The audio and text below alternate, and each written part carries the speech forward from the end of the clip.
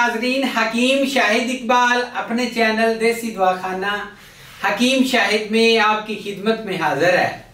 नाजरीन, आज मैं आपके लिए एक ऐसा नुस्खा जो कि फेफड़ों की सफाई करता है, फेफड़ों को दोबारा जवान बनाता है, तंदुरुस्त बनाता है।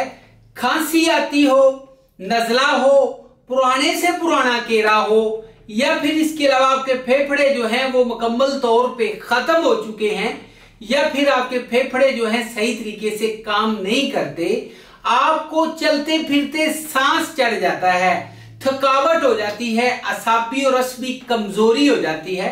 इन तमाम मसाइल का एक ऐसा हल लेके आया हूं जिससे आपके तमाम तर फेफड़ों के मसाइल जो हैं मुस्तकिल तौर पे ठीक हो जाएंगे।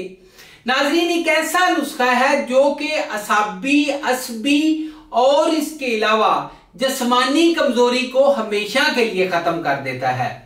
तो नाज़रीन, नुस्खे की तरफ चलते हैं। नुस्खा क्या है?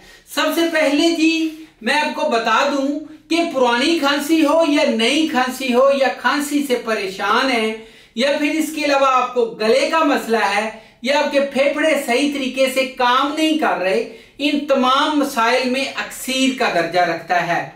सबसे पहले जी आपने लेना है बरगे बांसा, ठीक है जी। उसके बाद आपने लेना है सना मक्की, ठीक है जी। अच्छा, उसके बाद ये आपने लेना है काली हरीड़। ये तीनों चीजें 100-100 ग्राम लेनी है। साथ में गुल सुरख जो है 100 ग्राम, मिश्री 50 ग्राम, उसके बाद सुंड जो है 30 ग्राम, और देसी बादाम जो है 100 ग्राम आपने लेके इनका आपने जी पाउडर बना लेना है। पाउडर बना के आधी चम्मच सुबह, आधी दोपहर, आधी शाम दूध के साथ या सादा पानी के साथ इसको खाएं। बच्चे, बूढ़े, औरतें सब खा सकते हैं। बच्चे सिर्फ एक चुटकी खाएं पानी के साथ सुबह शाम, ठीक है जी। बहुत अच्छा नुस्खा तैयार होगा। अजमुदा भी है, मुजरब भी है, इस्तेमाल करेंगे, दुआएं देंगे।